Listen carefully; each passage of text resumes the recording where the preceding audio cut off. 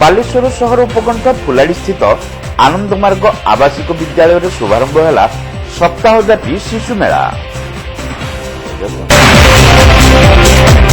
आनंदमार्ग प्रचारक संघ प्रतिष्ठाता श्री श्री आनंदमूर्ति 103तम जन्मोत्सव बालेश्वर सहर उपकंठ फुलाड़ी स्थित आनंदमार्ग आवासिक विद्यालय परिसर में पालित हो जाइछि। एही उपलक्षे विद्यालय पक्षरु सप्ताहव्यापी एक शिशु मेला शुभारंभ होइथला।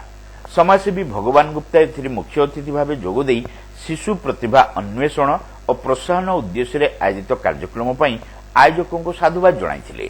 और एठी आपण मानु देखले मन पड़ीगला मो भी जतो सांचवा थिले तो बढ़िया ओटे गाँव रे जन्म नैथिली जोठी मते मिडिल स्कूल दीवा कहले 15 किलोमीटर पानी रे चलियो आउ गोडरे जोप लागि जाउथिला पानी रे।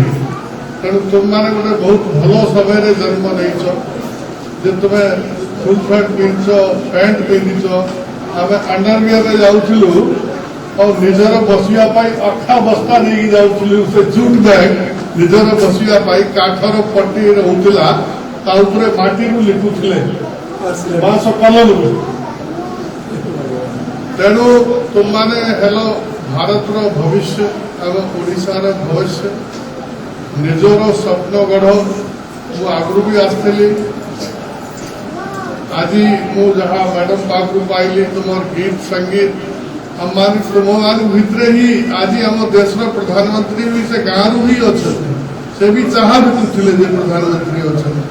तेणु तुम भर भी आशा करुचु प्रधानमंत्री तो हेबे किंतु बहुत बड़ लोक तुम भितर बाहर निजर टैलेंट को चिन्ह निजर जो आमर माने हॉबी अच्छी जोटारे रुचि अच्छी आमर जदि संगीत रे रुचि अच्छी संगीत को परस्यू कर योगा टीचर हमार अच्छी आज जो स्वप्न किंतु देखिए आरंभ कर हमको कौन करिवार अच्छी भलरे पाठ पढ़ भल संस्कार नियो तुम माने भाग्यवान गाँव रे जन्म नहीं एठी माटी अच्छी माटी रे खेली पारुछ।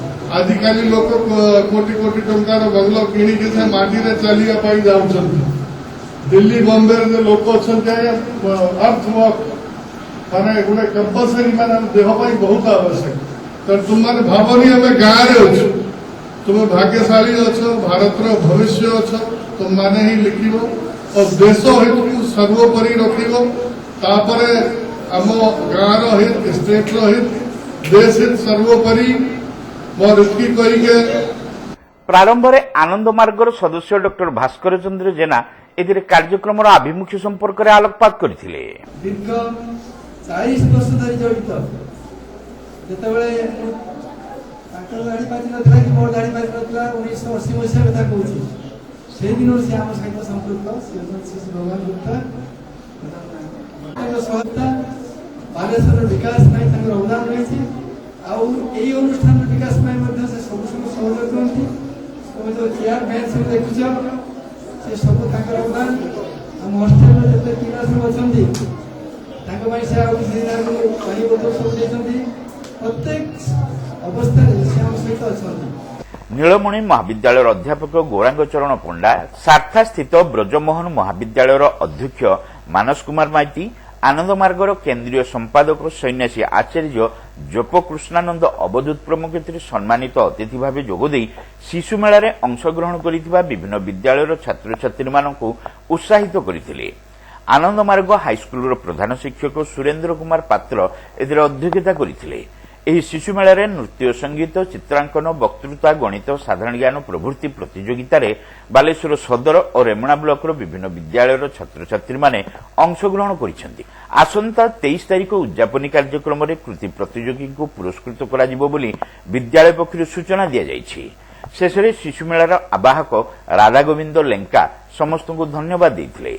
विद्यालयर शिक्षक शिक्षयित्री कर्मचारी माने समस्त कार्य परिचालना करथिले।